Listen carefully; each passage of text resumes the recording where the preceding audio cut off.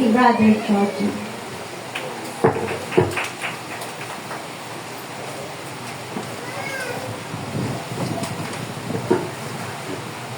Good morning po. Ano naman ambulansya dyan? Makatakin ako rito. Alam niyo po itong pagkakaroon na to. Masasabi ko opportunity na makapag may bigay yung gustong ibigay ni Pastor, may deliver yung gusto niya ibigay sa inyo. Pero, siyempre bilang hindi naman talaga ako sanay na ganito. Sa tulong ng Panginoon, sinasabayan ko lang siyang sikapin ng magawa yung dapat gawin sa araw na ito. Pero alam ko mas meron pang mga karapat-dapat dyan. Napatingin ako kanina habang nagpe-pray si Sister Christine, pastoral staff, talaga lang. Kasi nung nag-uusap kami rito, parang lang yun parang nasabi lang yata ni Reverend Marson, hindi ko alam pinotoo pala. Kasama si brother doon si Brother Eric. Tsaka si Sister yata, Sister Ivy.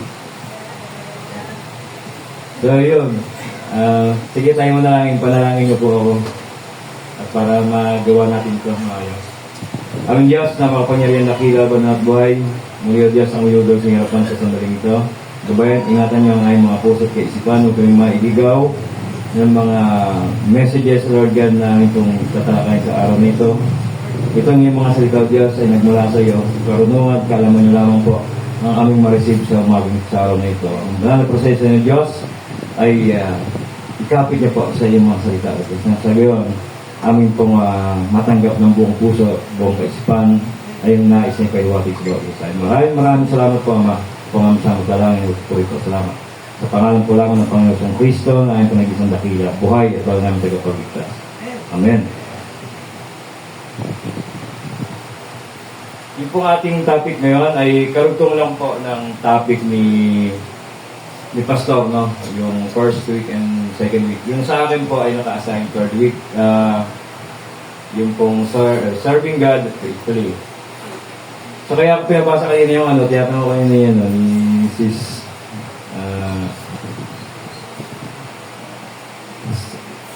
sabi sa akin kung ano yung babasahin na nakita nyo na memory gap, alayo agad, no? Ilang segundo rin yun. Pero sabi sa akin, wala nila sabi sa Pastor. So yung isip ko ay yung pong Colossian. Yun lang po yung naisip. Pero kasi hindi tagaan topic, yung Colossian 1, verse 7 to 8. So babasahin po rin natin, no? Binasa ni Sisay Tagalog. Ito yung English, no? As you also learn of Epaphras, our dear fellow servant, who is for you a faithful minister of Christ, and who also declared unto us your love in the Spirit. Colossians 1, verse 7 to 8. Pag-aralan natin yung buhay ni Epaphras. Kung papansin ninyo, bakit nagkaroon ng Epaphras? Sinong nakakaalam kay Epaphras? Sinong nakakarinig na kay Epaphras? Wala, no? Kahit ako, di kami alam. Nagulat yung kay Pastor. Hindi ko meron palang pangalan na Epaphras sa Bible. So, 3 beses siyang na-mention sa Colossian, 2 beses sa Luke. So, kung susumahin mo siya sa buong Bible, 5 beses lang. Diba? Hindi katulad nila Paul, nila Simon, nila Philemon, nila Dimas, nila Judas. So, lagi sila nababanggit sa Santiago, lagi sila nababanggit sa Bible. Yung Epaphras, 3 times sa Colossian lang, 2 times sa Luke. Kung papansin niyo, napaka-minimal, napaka-liit. Una natin pag-uusapan yung pagiging faithful servant ni Epaphras. Yun nga, yung Colossians 1 verse, chapter 1 verse 7 to 8. Sabi dito ni Paul sa mga taga-Colosas, as he also learned of Epaphras, our dear fellow servant, who is for you a faithful minister of Christ, who also declared unto us your love in the Spirit. Ibig sabihin, si Epaphras, siya yung parang nagsimula ng isang pagsunod, pagtupad, isang gawain ng Panginoon sa Colosa. Ibig sabihin, siya yung parang kinikilalang father ng ministry doon. So kung titingnan natin ang ginawa niya, hindi siya masyadong bulgar o hindi masyadong patok doon sa ibang mga lugar o lalo sa Bible, yung kanyang mga ginagawa sa kanyang pag-ministeryo, no? Tumatrabaho siya ng tahimik. Pero nakita ni Paul na yung kanyang pagtatrabaho, yung kanyang paglilingkod sa Panginoong Hesus, o yung pagtapat niya sa gawa ng Panginoong Hesus, ay hindi biro. Kasi buong taga-Kolosa, buong taga-Kolosa tayo, yung pamilya na lang natin, hindi pa natin may minister, tama? Ako, binado ako dyan dahil talagang alam naman din mga wakat kapatiran yung palalagyan ng pamilya. Pero paskil, nagsisikap kami na may isaayos ang aming pong relasyon sa Panginoon. The same time yung aming di pamilya. So, ang ibig ko sabihin dito, yung ating first ministry na dapat natin alagaan is yung ating pamilya. Pangalagaan sa lahat ng ating makakaya. Si Epaphras, ang ginawa niya is tahimik, pero malaki ang impact sa mga taga-Kolosa. Dahil siya, minahal siya ng mga taga-Kolosa. Siya rin yung nag-introduce kay Paul na ang mga taga-Kolosa ay love in spirit, mapagmahal. No? So, ibig sabihin, sa ating buhay, kung i-apply natin ang buhay ni Epaphras, we must work as a servant of God. Maaaring ang nakikita nyo lang ng mga nagsiserve dito, mga leaders, mga gano'n. Leaders, musician, usherette, ano ba? Yung bagong sinambit kanina ni Sis na Mabel na pastoral staff. O kung ano mang mga nakikita nyo lagi, big in the spot, na nasa liwanag lagi. Hindi lang po yun yung pagsiserve na binabanggit natin, no? Individually sa atin, meron kayong mga ginagawang pagsiserve na hindi nyo napapansin. Later, babanggitin natin, pag-usapan natin. So, yun lang, no, yun ang ginawa ni Epaphras. Siya yung nag-minister sa Colossa. Siya yung nagsimula ng Christian. No? So, as a faithful servant, ginawa niya yun ng walang nakakita. Wala siyang nagsasabihan ng tao na, Paul, pupunta ako ng ganitong lugar, mag-evangelize. Hindi niya sinasabi yun. Or, nag-evangelize siya, sabi niya na, Paul, nag-evangelize ako, 3 katao, 4 na tao, 5 katao ang kausap ko. Hindi niya sinasabi yun. Alam niyo kung bakit? Yung resulta ng tao, yun ang nagsasalita para sa kanya. Number 1, pagiging faithful servant. Huwag mo i-declare sa kung sino mong tao yung ginagawa ninyo para sa Diyos. Alam ng Diyos yan, nakikita ng puso. Nakikita ng Diyos ang puso ng bawat isa. At kung ano ang ginagawa niyo sa iyong kapatid, sa iyong kapwa, nakikita din ng Diyos yan. Kung ikaw ay tagapamayapa, nakikita ng Diyos yan. Ministry mo yan. Kung ikaw ay, ang mata mo, ayaw mo ng marumi, magulo, gusto mo lagi inaayos. Ang church, gusto mo lagi may dekorasyon. Ang church, gusto mo lagi nakapintura, magandang ministry mo yan. Ganyan kumilos ang Panginoon sa buhay ng bawat sa atin. Minimal, maliliit, pero ang laki ng impact. Di ba? Kung napapansin niyo, pag halimbawa, sa church na ito, pag dumadaan kayo dyan, kung mayroon kayo makita mga papel plastic dyan sa paligid, wala, no? Hindi ko alam sino gawalis, baka kako yung nakakakot ng basura eh.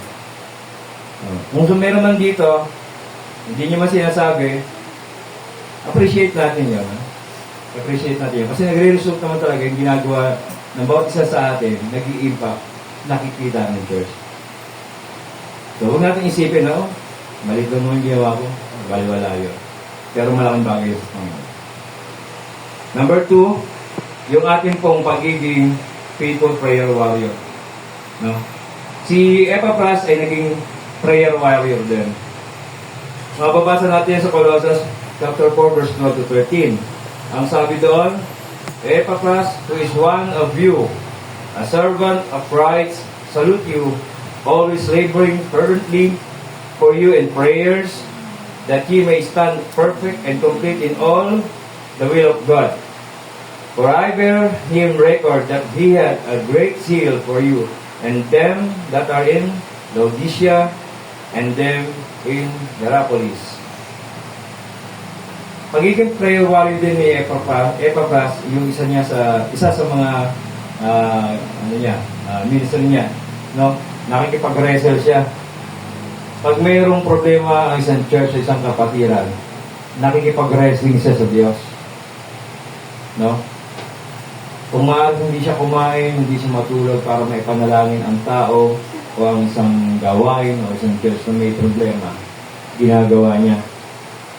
Kasi ang nakalagay pa rito, may karton to, nakikipag-wrestling siya sa pamamagitan ng panalangin sa Diyos. So, ibig sabihin, isipin niya ang wrestling, kung ano ginagawa ng wrestling. Ito ba'y natutulog? Ito ba'y kumakain masasarap? No? Ito ba'y nakatambay lang, hindi? Pag nakikipag-wrestling ka, kasi makapalo sa TV, may ano ko lang. Pag nakikipag-wrestling, nakikita, all strength, buong lakas, buong tibay, buong kaisipan, no? Gumagana lahat yan. Hindi lang basta binabanggit, hindi lang basta ginagawa ang isang bagay, pinag-aaralan. No? Ganun ang mas lalo ang pakikipag-wrestle natin sa Panginoon Diyos. Kasi bakit? Ang Diyos, mga kapatid, alam niya na kung ano sasabihin mo. Alam na ng Diyos ang sasabihin natin. Alam na rin ng Diyos na nasa puso natin. Ano ngayon ang gagawin natin para malago sa atin ng Diyos? Yung pagbukas ng bibig natin. Doon siya ngayon tumitingin. Kung ano yung ilalabas ng bibig natin, yun yung doon siya nalulugod. Kung hindi maganda, syempre hindi siya malulugod. Pero kung maganda ang bawat bubukas sa ating mga bibig, kaya nga, meron tayong words of Bible na hindi lahat ng pumapalok sa bibig ay marumi. Hindi lumalabas. Doon nalulugod ang Diyos. Kasi alam niya na ang puso natin, alam niya na ang nasa isip natin. Guard natin lagi yon, and always be a prayer warrior. Meron tayong prayer warrior dito, ano po, kung naibigay sa inyo ang announcement kanina, pwede kayong umaten ng prayer meeting kasama ating mga prayer warrior. Ako, aminado po dito ako nakakaten. Busy po ako lagi sa office. Sa pamamasada ng tricycle. Grabe po kasi. Talagang matumalo eh. Pero may pumapaservice dyan. Hindi po. Talagang ano lang, yun din ang battle namin mga driver dyan. Kasi talagang medyo mahirap, mainit. Hindi kung taong isip ang makakasalubong mo araw-araw, may encounter mo. May mabait, may masungit, may kuripot, may garante, no? Judgmental ba? Hindi po. Ano lang, salita lang yan. Salita lang po para lang yan yung tao. Kasi kahit ako, masungit din ako eh. Alam mo si Grabe yan. Ayun. So, prayer warrior, be a prayer warrior all the time. Guard natin ang ating puso, guard natin ang ating isip, pati yung ating, yung lumalabas sa ating mga bibig, i-guard din natin. Pag-isipan natin, makapag-wrestling tayo sa ating Panginoon. Kung meron dapat ipanalangin natin ng buong puso. Hindi natin po pwedeng sabihin na, ipanalangin ko na yan, basta yung bibig kasi natin, minsan meron tayong dalawang isip eh. Sub-brain tsaka yung ating main brain kung tawagin. No? Minsan sa sobrang galing na natin nananalangin tayo, pero tulog na pala yung isang natin, yung kaisipan natin, bibig na lang gumagana. No, which is dapat combine subconscious, the main conscious, kailangan lahat yun nakatutok sa Panginoon. Lahat yun nakarekta lahat sa Diyos. Kumbaga sa pagcha-channel ng TV, pag medyo malabo ang signal, direkta nyo pa, hanapin nyo pa yung pinaka-the best na signal para sa Diyos. Alamin natin ang ating mga puso, alamin natin ang mga isip natin, alamin natin yung katatayuan natin. No? Sa akin, madalas mangyari din yan na talagang nananalangin ako siya, talo ako ng pagod ng antok. Pero minsan dalawa hanggang tatlong salita, nararamdaman ko talaga na yung bibig bukas ko kayo isang sorry, isang bahala na kayo Diyos. Nararamdaman ko na may karot sa puso ko na ng puso at buong puso yung na-akin sa inyo. Kasi talagang wrestle din sa amin ng pamilya. May battle din kami pinagdadaanan. So be a prayer warrior, guard your mind, guard your heart, and also guard the words that you are saying. Katlo po yung ating pong topics dito tayo magano.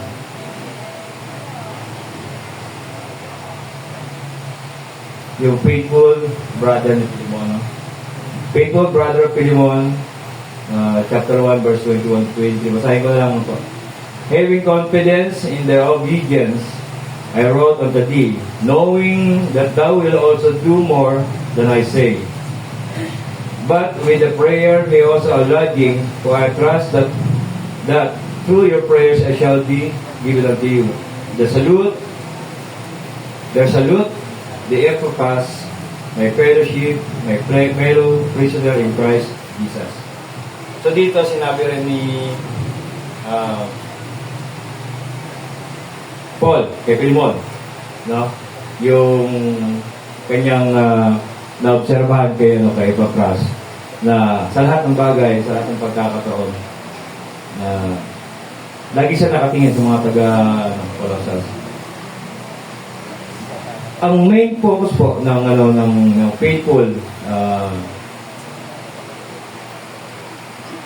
faithfully serve God faithfully ay nakapaloob kay Epaphras. Kaya nai-highlight ito si Epaphras na yung kilos niya, he's not famous at all for the Bible sa mga tao. Yung kilos niya, detalyado, pinag-iisipan niya, makisama, makitungo sa kapatiran, sa mga may sakit, sa mga kapatid sa pananampalataya. Okay? Sa labas, sa mga hindi mananampalataya, sa Diyos, unang-una, hindi siya nawawalan ng pag-asa. Hindi nagbabago ang kanyang pagsiserve. Faithful. Kahit umabot pa siya ng 1 taon, 2 taon, 5 taon, hindi nagbabago. Yung loyalty ng pagiging faith niya naroon palagi. Hindi ko sinasabi na kami loyal lang kasi matagal na kami, no? Mayroong isang pagkakataon sa buhay natin na i-challenge tayo na yun ang magpapahiwalay sa atin dito. Kaya dapat lagi natin tandaan ang buhay ni Epaphras, kahit mahirap bagitin ang pangalan, no? Epaphras, tingnan natin na hindi mo siya kilala sa Bible at sa ibang ministeryo. Pero ang kanyang mga pagkilos, paggawa, pagsuporta sa buhay ni Paul, okay, pagsuporta sa buhay ng mga taga-Laodicea, sa Colossa, ay gano'n-gano'n na talagang napakalaking impact sa mga mananampalataya. And also, hindi rin natin may tatanggi, no? Hindi rin natin may kakaila na itong si Epaphras din, sinasabi din ni Paul na sumasaludo, no? Sumasaludo siya kay Epaphras. Dahil sa ginawa niya ito, na kahit walang sa kanya, walang nag-minister sa kanya, walang nag-support sa kanya. Although may mga alam ni Epaphras, may mga kapatid siya. Kapatid si Paul, kapatid niya si Lucas, si Philemon. Pero, hindi niya pinaalam kung yung mga ginagawa. Sa atin, ganon tayo mag-serve. Serve God faithfully. Pag sabing serve God faithfully, ano man ang ginagawa natin sa church na ito, o sa Panginoon. Basta para sa Panginoon, para sa Diyos. Kahit hindi na malaman, no? Kahit hindi na malaman ni Juan, hindi naman ni Pedro, okay na yan. Bakit si Lord magbibigay sa'yo? Pag dineclare mo yung maniwala ka, wala kang gift. Ha? Parang nakaranas ba kayo ng may plano na kayo, tapos biglang may nagmamando sa inyo, kapareho ng plano ninyo. Naranasan niyo bang mawalan ng plano doon? Mawalan ng gana doon sa plano niyo. Then merong nag-declare sa inyo, o merong sa, bro, bakit hindi mo gawin yung ganda? O doon nasa plano mo niyo. Na parang siya, parang overwhelmed siya. Kumbaga sa pagkain na utaka, so ayaw mo nang gawin. Parang yun. Ako nangyayari sa akin yan. Na naisip ko, biglang yung sabi sa akin, parang wala na ako na. So, dapat gano'n. Kung tumatagumpay ka, tumahimik ka. Kung may ginagawa ka sa kapatid mong pagtulong, tumahimik ka. Kung may ginagawa ka sa kapatid mo para magkaayos sa'yo, wala na mga pagkakasira, tumahimik ka. Kung ikaw man ay tumatagumpay sa iyong negosyo, sa iyong hanap buhay, umaasenso, tumahimik ka. Kumilos ka ng tahimik. Kung tumutulong ka, tumahimik ka. Yan ang pamamaraan ni Epaphras. Yan din ang gusto ng Diyos para sa atin. Walang ibang pagsasabihan kundi ang Diyos. Walang ibang nakakita sa ginagawa mo kundi ang Diyos. At ang Diyos din ang mabibigay sa iyo ng karampatang regalo. Okay? Na nararapat para sa atin. Huwag niyong ipaalam ang ginawa ng kaliwa sa kalang kamay. No? Masuway ko din natin. At pag-ingatan natin kung ano ang pinagkaloob sa atin ng Panginoong Jesus, ng Diyos sa pamagitan ng Panginoong Jesus. Yung talento, huwag niyong ibaw sa lupa. Huwag niyo, walang mangyayari dyan. Eh, gamitin nyo ng gamitin, doblehin ng Diyos yan. Kung kayo pinagkalooban ng boss maganda, kumanta kayo para sa Diyos. Kung kayo pinagkalooban ng kamay na maaaring gumamit ng drums at mag-gitara din, gamitin nyo lahat yan para sa Diyos. Kung kayo ay pinagkalooban ng talento na mag-direct sa pag-ministry, gawin yan. Kung kayo binigyan ng talento na magsalita, ako wala pa akong talento magsalita. Kung hindi lamang pa o binigyan ni pastor ng mga guide, hindi ako makakapagsalita. At sa pagpanggitan ng Panginoon, hindi ako makakapagsalita. Kung kayo may gift na ganyan, huwag niyong itago. Huwag niyong itigaw ang bibig niyo. Babawin niyo. Hindi. Gawin niyo. Magsalita kayo para sa Panginoon. Kung kayo ay palalakad, palalakwatsa, palapunta ko sa saan, punta kumare, punta kay kumpare, punta sa inaanak, punta sa kaibigan, di ba? Mahilig sa mga birthday, sa mga party. Sige, punta kayo. Pero try to minister something. Yung ba tipong, kasi meron tayong ano dyan, minsan wala nang masabing mabuti sa kapwa, sisiraan pa. No? Alam po tayo, bilang Christian, hindi tayo perfect. We're trying to be perfect. Hanggat maaari. Sa mga bagay na pag-ibang tao na sabihin, huwag na kayo makihalo. Huwag kayo makiayon sa mundo ito. Kung ba, sarili mo at sarili kong pag-uusapan, doon tayo. Pero pag may pinanggit ng ibang tao na wala doon, please. Kasi parang ano na yan, chit-chat na yan, no? Dismiss ng tao. Hindi yung pag-usapan ng isang kapatiran, ng isang kapitbahay, isang kumpara, isang kumari na wala doon sa harapan. Pag-ingatan natin yung lagi. Kung kayo palalakad nga, palahayo, ayun, gamitin din niya. So, every small thing sa nasa inyo, alam namin, alam ko, alam ng Diyos, na meron ang bawat isa sa ating gamitin natin para sa kakatagumpay ng gawain ito para sa Panginoon. Hindi lang iilan, hindi leaders, hindi lang kami ang may ano dyan, hindi lang po leaders o isa kami karapatan dyan, hindi lang music ministry, hindi lang mga teacher ministry, hindi lang po kung ano pang children ministry, youth, mga leaders, hindi lang po yan ang dapat na gumagawa, no? Lahat tayo leaders, lahat tayo, meron tayong mga ministry pinangahawakan sa ating puso at isipan. Kung ang pamilya natin, kailangan nating ministry natin. Ako, kung kailangan nananakit po ako talaga. Yun ang ministry ko eh. Magawa ko lahat ng paraan para sa pamilya ko, yun ang ministry ko. Ngayon, kung meron pa rin mag-leak, hindi na ako ang desisyon nun. No? Kasi may kanya-kanyang kaisipan. Namamalo din po ako. So, yun na yung gusto kong sabihin. Kung anong ministry meron kayo, anong batian meron kayo, anong pakikipag-wrestling sa buhay, spiritual at physical meron kayo, gawin ninyo ng tama, maayos, may pag-iingat sa puso at kaisipan, buong lakas, no? Gamitin natin. Kasi ang pag-serve sa God faithfully ay hindi ho ganun kadali. Kaya hindi ho ganun kadali. You must think God every time na tayo ay magsasalita.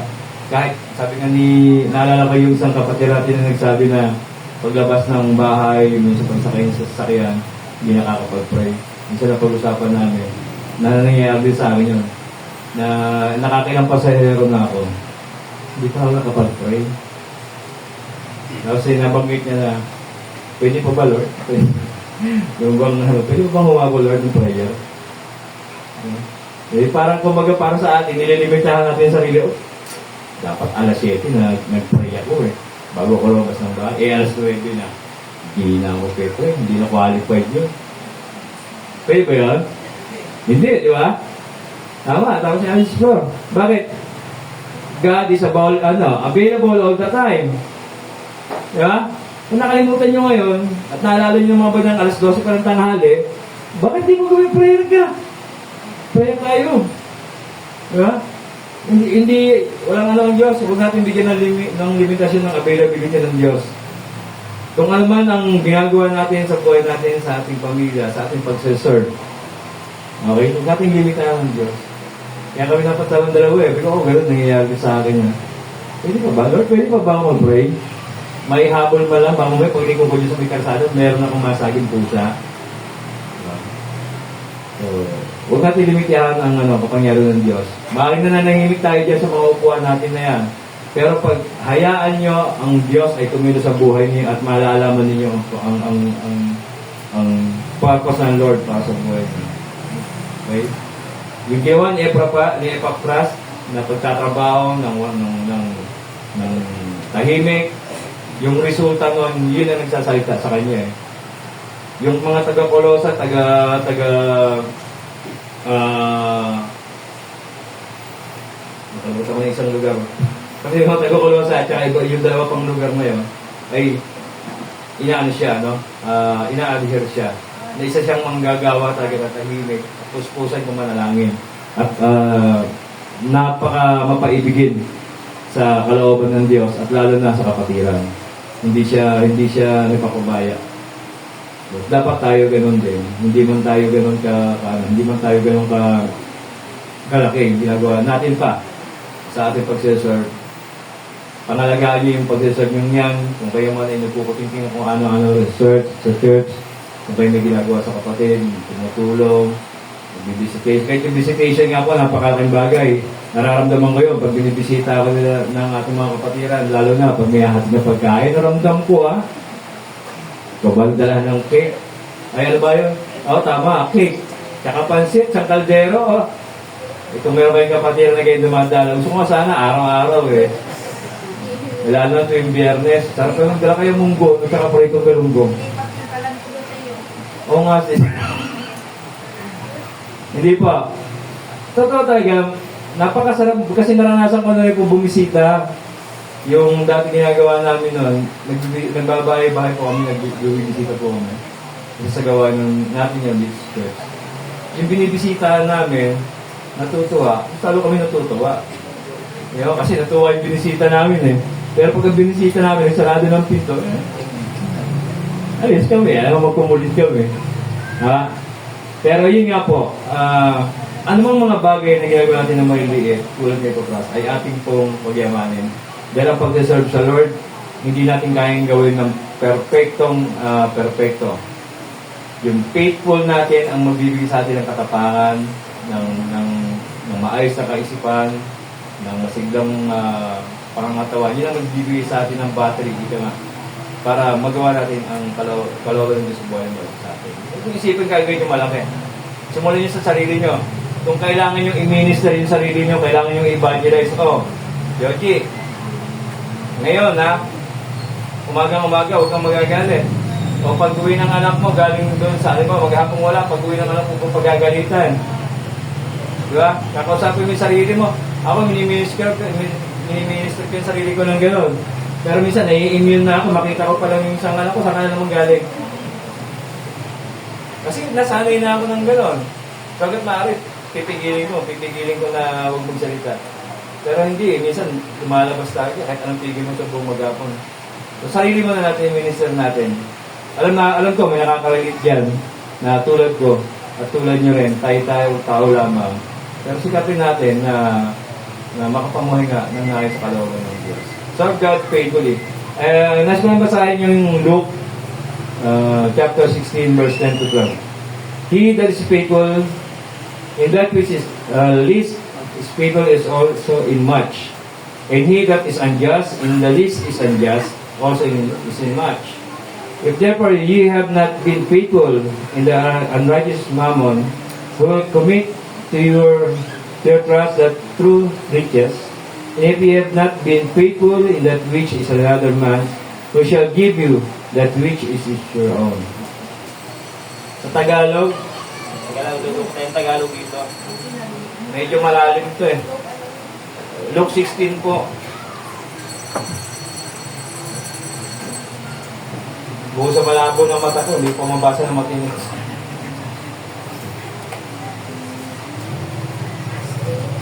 Luke 16 verse 10 to 12 po. Ito yung last natin, no? Gusto ko lang ito may take out natin pare-pareho.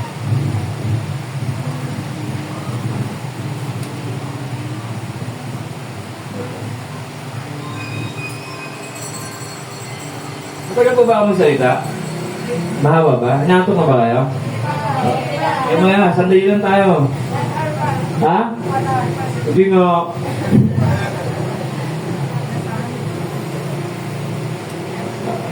Lucas 16.